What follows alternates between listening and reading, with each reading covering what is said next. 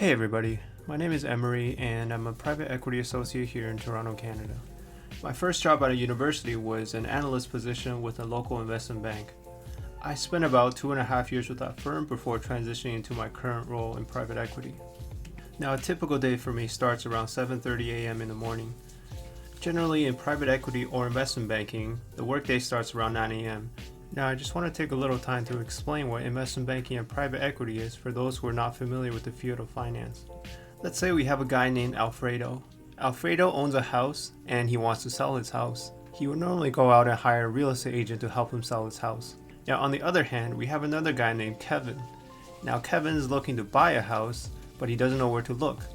So instead, he hires his own real estate agent to help him look to buy a house. Now let's apply this example to investment banking and private equity. Instead of owning a house, Alfredo will own a business. Let's call this business Alfredo's Pizza Cafe. Now Alfredo is just a pizza maker by trade, so he doesn't know how to sell his own business. So what does he do? Alfredo will hire someone who specializes in selling pizza cafes, just like how a real estate agent would specialize in selling houses. Now Kevin, on the other hand, is an avid visitor of Alfredo's Pizza Cafe, and he just happens to be interested in buying the business. Now in this scenario, the agents who's either helping Alfredo sell the pizza cafe or help Kevin buy the pizza cafe will represent investment bankers in real life.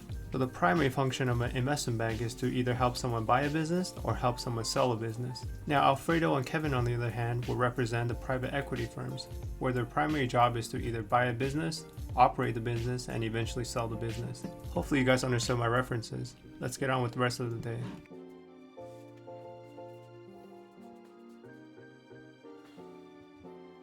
The day that I'm filming this is still in the middle of the quarantine. Since the start of the quarantine, my firm has told everyone that we can pretty much work from home until everything goes back to normal. I've tried a little bit of working from home from the start of the pandemic, but I realized I'm just way too unproductive at home. My bed is pretty much 2 steps away from my desk, and there's a TV right in front of my bed. Since financial services is still considered an essential service in Ontario, our offices has always stayed open since the pandemic. I've been personally going to the office for most days because I still like to get out of the house so I don't feel like I'm stuck inside. And also the fact that I'm taking the time to go into a working environment, which sort of tricks my brain into thinking that I will be in a working mood. I'm one of the few people in the firm that lives close enough to the office where I can walk to work. Everyone else who lives a little bit further away who needs to drive to work generally are not coming to the office. So it's nice that on most days the office is really empty, so I get peace and quiet to do my own work.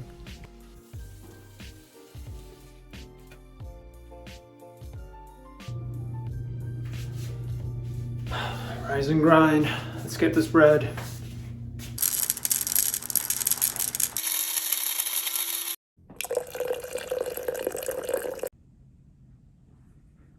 Now, meditation is something that I picked up about a year or 2 ago, and it became a big part of my morning routine. Ever since I started working, I noticed that I've been really caught up on most days with the daily grind, and I never really take a step back to think about what it is that I really wanted for myself. Meditation is something that really helps to remind myself what it is that I want in life. What are my short-term goals, and what did I do to accomplish these short-term goals, and how these short-term goals are small milestones to achieving my long-term goals. Supplementing is also something that I've been pretty into in the last few years. My diet consists of mostly just food court fruits, so I've been taking a couple of multivitamins and omega-3 and bacopa for my memory.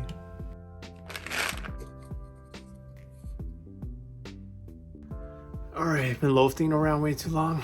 Let's go to work.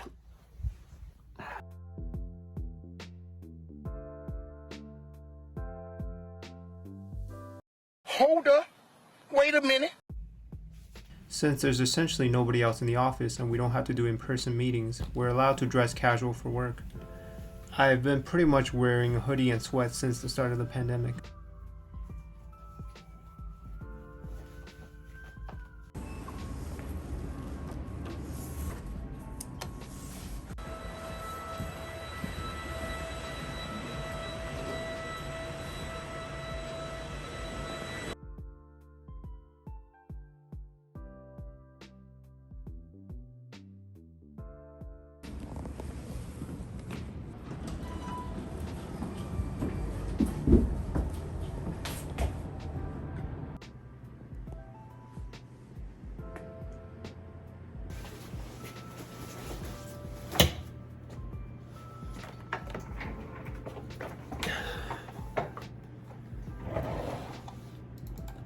My intention for this video is to just give a very real perspective on what private equity or investment banking really is on a very normal and average day.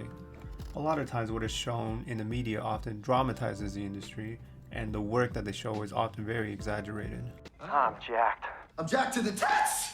But if we're really being honest here, I'm literally going to sit in my chair for the next 10 hours and stare into my computer screen. What?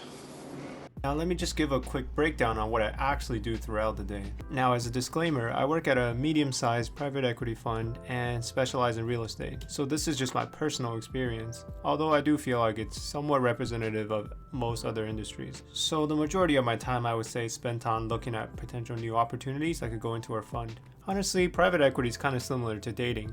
We would talk to about 10 different companies to invest, and maybe about 5 of them I just randomly end up ghosting you after a month, and 4 of them or you just don't think is good enough. So you really just end up with 1 out of every 10 opportunities that you think is good, and the opportunity is still there that you actually invest in. But when I analyze one of these new opportunities, it's actually not as systematic as you think. Let's say one of our potential opportunities is to build a new apartment building, and honestly I would just go on Google and look up apartments for rent in X neighborhood, and from there I just pick up the phone, call the rental offices for the ones that are kind of similar to the ones that we're trying to build, and pretend that I'm an interested renter and find out what the rents are. Once I have all the numbers, then I'll just throw them into a financial model and prepare this document called the investment memo, which essentially is just a research report that shows relevant information like what is the income of this area, what is the demographics of this area, how many Chick-fil-A's or cha times are within walking distance, things that people really care about. Anyways, that's pretty much a brief overview of how we look at new deals.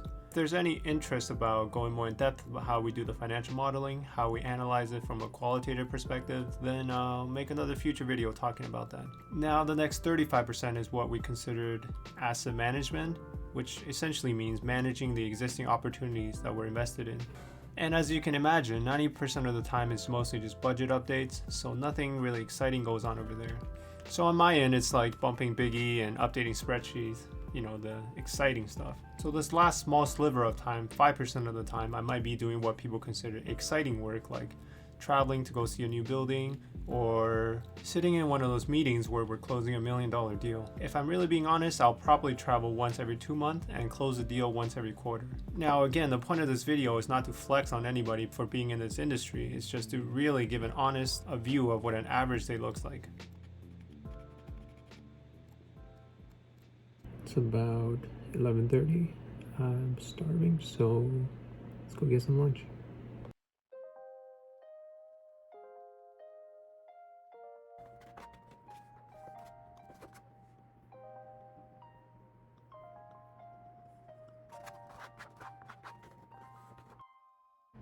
Alright, so it's about 2:30 in the afternoon now. Pretty much my first break since I came into the office today. So yeah, it's a little bit of free time. I'm gonna go out, grab a tea, and go for a walk. One thing I want to address is that investment banking and private equity hours are actually very sporadic. What I mean by this is when someone says, oh, I'm working 80-hour work weeks, there's actually a decent amount of that 80 hours that people are really not working. A lot of times we need to submit documents for review to our boss, and it does take them a while to get back to us. And there's always a little bit of downtime in between those review periods.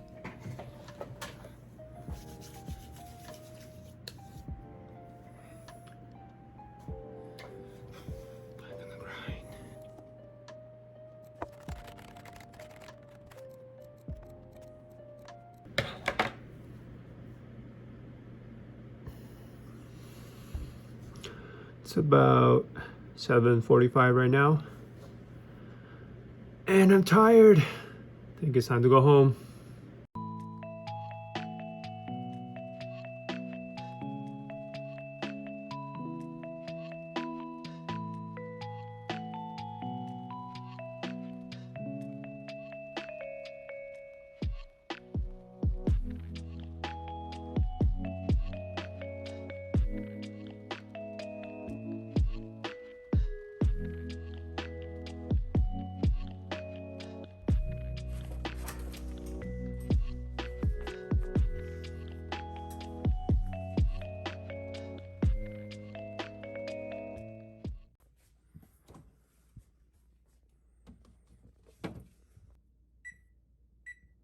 Honestly, coming home at 8:30 is actually a pretty late day for me. On an average day, I probably come home around 7. So if I come home early, I'll cook, but today's just one of those late days where I have to microwave something from last night.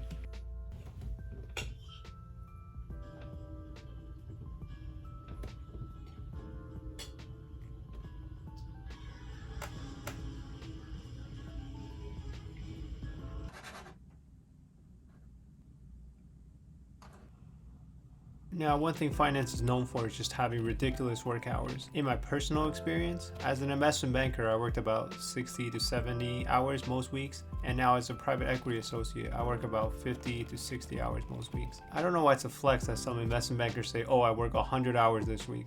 If we're really being honest, that might happen maybe 2 to 3 weeks in a whole year. Alright, and we're done work for the night. It's about 11 p.m. and I really enjoy going for late night walks. Today is actually a really good day here in Toronto. It's about 3 degrees Celsius. Thinking about going for a skate tonight, so let's go for a skate.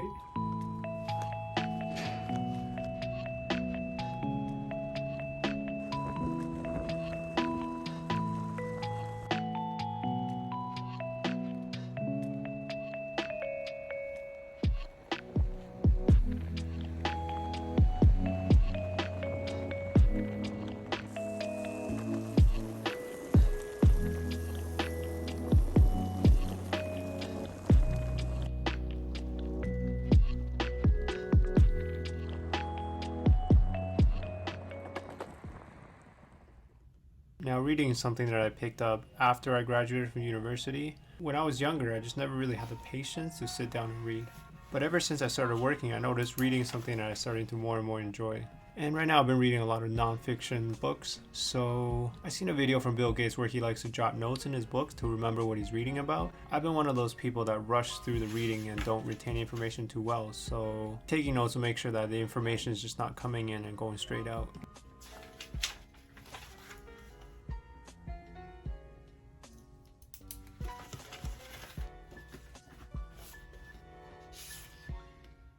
It's about 12:30.